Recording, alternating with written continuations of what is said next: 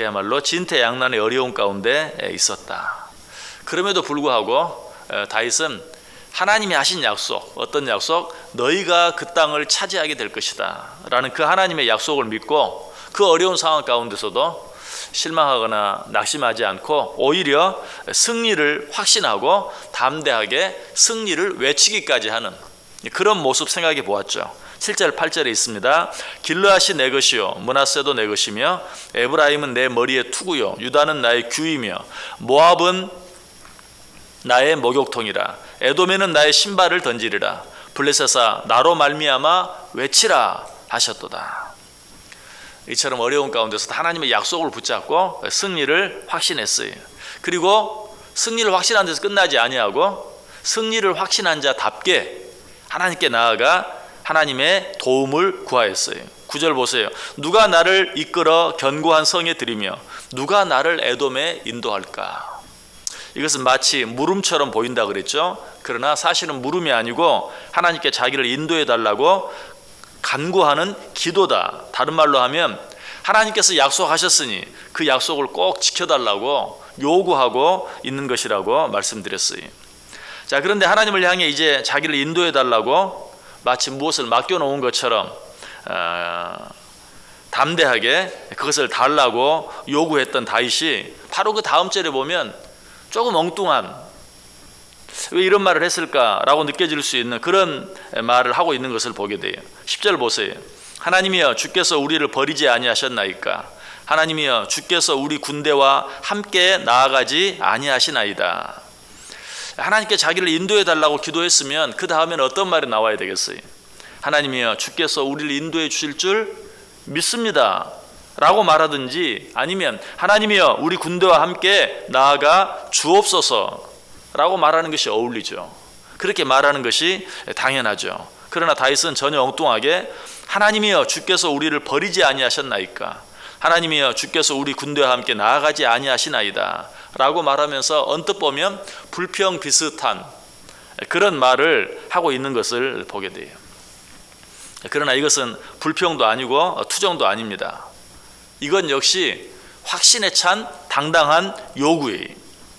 11절 말씀에 그 사실을 증명해 주고 있어요. 11절 보세요. 우리를 도와 대적을 치게 하소서. 사람의 구원은 헛됨이니이다. 자, 그렇다면 앞에 나와 있는 10절 말씀과 11절 말씀을 연결하면 이런 말씀이 돼요. 하나님이여 우리를 이런 어려운 가운데 집어넣으신 분이 누구십니까? 바로 당신 아닙니까? 당신이 우리와 함께 싸움터에 나가주시지 않으므로 우리가 전쟁에서 패했습니다. 우리가 잘못해서 우리로 하여금 이런 일들을 당하게 하셨다면 이제 그 잘못을 회개합니다. 그러니 이제 우리를 도와주옵소서. 우리가 우리의 죄를 뉘우치고 이렇게 기도하는데도 우리를 도와주시지 않으면 당신은 비겁하신 분입니다.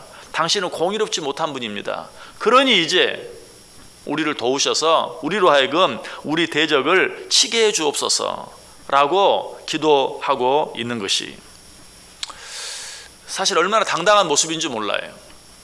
여러분, 우리가 하나님 앞에서 당당하지 못한 이유는 무엇입니까?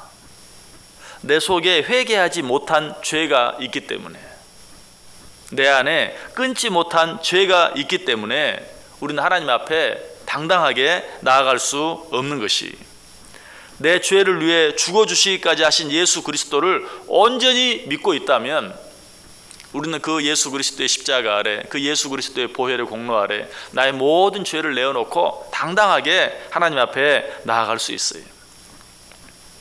그러므로 히브리서 기자가 긍휼하심을 받고 때를 따라 돕는 은혜를 얻기 위하여 은혜의 보좌 앞에 담대히 나아가라, 그렇게 한 이 권면도 무대뽀로 하나님께 나아가라 라는 그런 말이 아니, 내 죄를 회개함으로 담대함을 얻어 그 담대함을 가지고 하나님께 당당히 나아가라 라는 그런 말이 그렇습니다. 우리는 죄를 회개함으로 죄의 용서함을 받음으로써만 당당해질 수 있어요. 또 담대해질 수 있어요. 죄의 용서함 없이는 어떤 담대함도 얻을 수 없는 것이. 그래서 시편 32편이 어떻게 시작하고 있습니까? 1절 2절에 보면 허물의 사함을 얻고 그 죄의 가리움을 받은 자는 복이 있도다. 마음에 간사가 없고 여호와께 정죄를 당치 않는 자는 복이 있도다 라고 말하고 있어요. 이 세상에 가장 복된 자가 누구인가?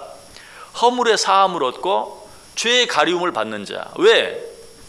이 세상에 죄 없는 자는 한 사람도 없기 때문에, 모두가 죄인이기 때문에 그 죄의 용서함을 받는 것, 그 죄의 가리움을 받는 것, 이것이 진정한 복이라는 사실이에요. 바꿔서 말하면 죄의 용서함 받지 아니하고 죄의 가리움을 받지 아니하고는 그 어떤 복도 누릴 수 없다라고 말하고 있는 것이.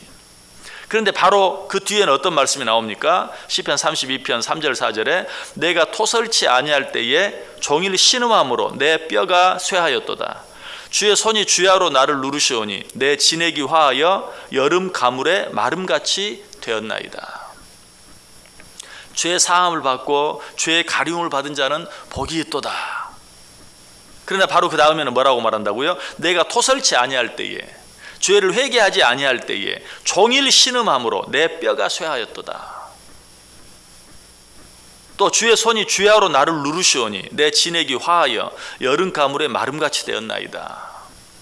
우리 가위 눌린다라는 말 많이 하죠. 또 어떤 경우는 악한 영이 막 내 목을 조르는 것 같은 그런 느낌, 그런 답답함을 우리가 느낄 때도 있어요. 그런데 악한 사탄 마귀가 내 목을 누른다, 이거는 말이 되는데 시편 32편 4절에서 뭐라고 말해요? 주의 손이 주야로 나를 누른다. 성경에 이런 말씀도 있었구나. 주의 손이 나를 주야로 누른다. 언제? 죄를 회개하지 아니할 때, 내 안에 회개치 아니한 죄가 있을 때 그렇게 된다. 그때 그로 인해서 나는 어떻게 돼요? 진액이 화하여 여름 가물에 마름같이 된다.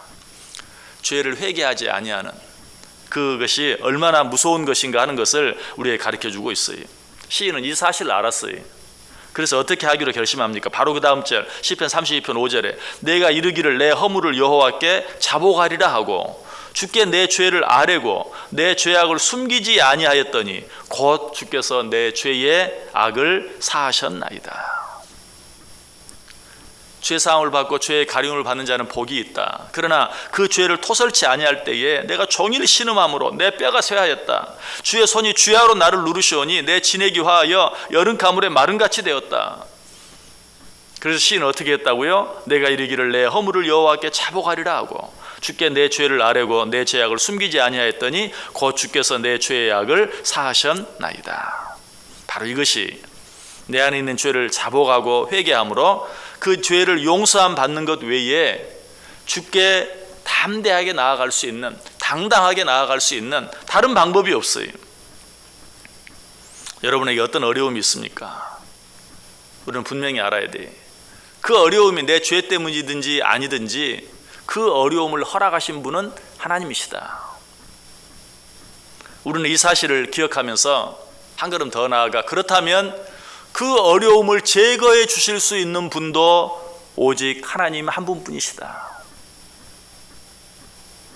내게 어떤 어려움이 있든지 그 어려움은 하나님의 허락하심 안에서 주어진 것이, 하나님이 허락하지 아니하면 그 어떤 것도 있을 수 없어요. 자, 그 사실이 우리에게 주는 교훈이 뭐라고요? 그렇다면 그 어려움을 제거해 주실 수 있는 분도 하나님 한 분뿐이시다. 이 사실을 아는 자들은 어때요? 하나님 앞에 엎드릴 수밖에 없어요. 하나님 앞에 나아갈 수밖에 없어요. 그리고 나를 다시 한번 돌아다보고 내 안에 있는 모든 죄를 하나님 앞에 토설할 수밖에 없어요. 회개할 수밖에 없어요. 자백할 수밖에 없어요. 우리는 하나님 앞에서 그렇게 할 수 있어야 돼요. 그리고 나서 어떻게? 당당하게 구할 수 있어야 돼요. 뭐라고? 내가 지금까지 이런 어려움을 당한 것은 내 안에 있었던 죄 때문이었습니다. 그러나 이제 그 죄를 모두 자복합니다. 회개합니다. 내가 죄를 자복하고 회개하면 내 안에 있는 죄가 주홍 같을지라도 눈과 같이 희게 해주시겠다고, 또 그 죄가 진홍같이 붉을지라도 양털같이 희게 해주시겠다고 약속하지 않으셨습니까? 그러니 이제 내 모든 죄를 용서하시고 나를 도와주시고 나를 인도해 주셔서 지금까지 나를 괴롭힌 나의 모든 대적들을 다 물리쳐 주옵소서, 제거해 주옵소서. 지금 다윗이 드리고 있는 기도가 정확히 그런 기도였어요. 10절 11절 다시 보세요. 하나님이여 주께서 우리를 버리지 아니하셨나이까? 하나님이여 주께서 우리 군대와 함께 나아가지 아니하시나이다. 이제 내 모든 죄를 회개하오니 우리를 도와 대적을 치게 해 주소서. 내 죄 때문에 주께서 우리를 버리지 아니하셨나이까? 내 죄 때문에 주께서 우리 군대와 함께 나아가지 아니하시지 않으셨나이까? 이제 그 모든 죄를 자복합니다. 그러니 우리를 도와 대적을 치게 하소서. 여러분, 회개 없는 기도는 진정한 기도가 아니에요. 그래서 기도에 대해서 이야기할 때도 반드시 그 기도 앞에는 감사가 있고 찬양이 있고 그리고 회개가 있어요. 그리고 나서 간구가 있는 거예요. 여러분, 아무리 짧은 기도를 드린다 할지라도 우리는 이 사실을 꼭 기억해야 돼요. 우리가 먼저 감사하고 찬양해야 할 것은 무엇입니까? 자, 새벽 기도에 나와 있는 우리들을 생각해 본다면, 하나님, 이 아침에 하나님 앞에 나와서 하나님의 말씀을 듣고 내가 죄인임을 다시 한번 깨닫게 해주시니 감사합니다. 이 새벽에 내가 하나님 앞에까지 나아올 수 있는 건강을 주시니 감사합니다. 시간을 주시니 감사합니다. 믿음도 주시니 감사합니다. 여러분, 이 감사가 없는 건 기도가 아니에요. 그리고 나서 어떻게 해야 돼요? 그러나 나는 그 하나님의 은혜, 그 하나님의 사랑, 그 하나님의 축복을 때때로 망각하고 잊어버리고 죄를 지을 때가 많습니다. 하나님, 내 죄를 용서해 주옵소서. 이 시간 주님 앞에 내 모든 죄를 내어놓습니다. 그리고 나서 어때요? 그리고 나서 간구가 있는 거예요. 하나님, 내 모든 죄를 용서하시고 오늘 하루도 하나님 나와 함께 해 주옵소서. 오늘 하루도 나를 인도해 주옵소서. 오늘 하루도 나를 넘어뜨리려고 하는, 나를 괴롭게 하려고 하는, 나를 힘들게 하려고 하는 악한 세력들이 있습니다. 주님께서 나를 도우사 나와 함께 해 주옵소서. 나와 함께 이 하루를 가주옵소서. 아니, 나와 함께 남은 내 인생을 동행해 주옵소서. 하나님 앞에 기도할 수 있어야 돼. 우리가 하나님께 그렇게 기도하면 하나님이 그 기도 들어주실까요? 들어주시지 않을까요? 죄를 고백하고 담대하게 하나님께 나아가 구하는 자들의 그 기도, 하나님은 절대 물리치지 않으세요. 아니, 물리칠 수가 없어요.